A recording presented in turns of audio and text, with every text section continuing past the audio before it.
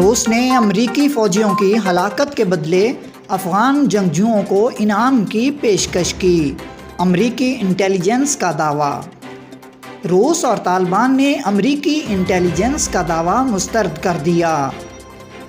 روس اور طالبان نے امریکی اخبار کی اس رپورٹ کو مسترد کر دیا جس میں دعویٰ کیا گیا تھا کہ روسی فوجی انٹیلیجنس یونٹ نے طالبان جنگجوؤں کو افغانستان میں امریکی فوجیوں کو مارنے کے لیے رقم کی پیشکش کی تھی۔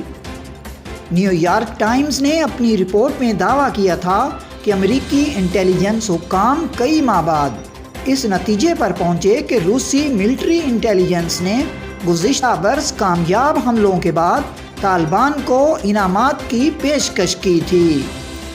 امریکی انٹیلیجنس کے عہدیداروں کا کہنا تھا کہ روس کے فوجی انٹیلیجنس یونٹ نے خفیہ طور پر طالبان سے منسلک جنگجوؤں کو افغانستان میں اتحادی افواج اور امریکی فوجیوں کو ہدف بنا کر ہلاک کرنے کے بدلے انعام و اکرام دینے کی پیشکش کی تھی۔ اس پیشکش کا مقصد افغانستان میں طویل عرصے سے جاری جنگ کے خاتمے کے لیے امن مذاکرات کو نقصان پہنچانا تھا۔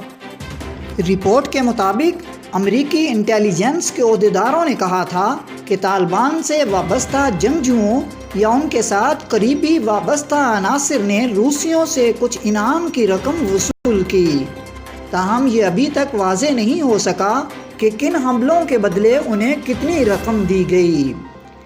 میڈیا ذرائع کے مطابق white house central intelligence agency یعنی CIA نے نیو یارک ٹائمز کی رپورٹ سے متعلق خبر رساں ایجنسی رائٹرز کو جواب دینے سے انکار کر دیا۔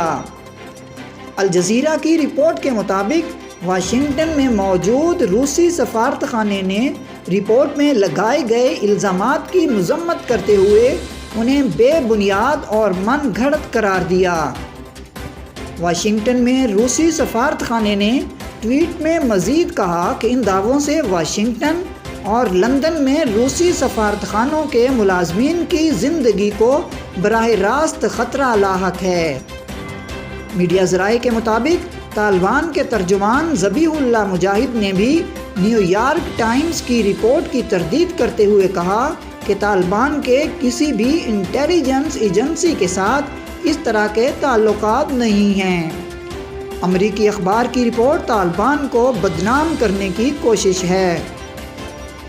یاد رہے کہ 2 دہائیوں تک طالبان سے جنگ کے بعد امریکہ طالبان سے ایک معاہدے کے تحت افغانستان سے مکمل انخلا چاہتا ہے۔ علاوہ ازیں افغان اور طالبان قیدیوں کی رہائی اور بین الافغان مذاکرات بھی اس معاہدے کا حصہ ہے۔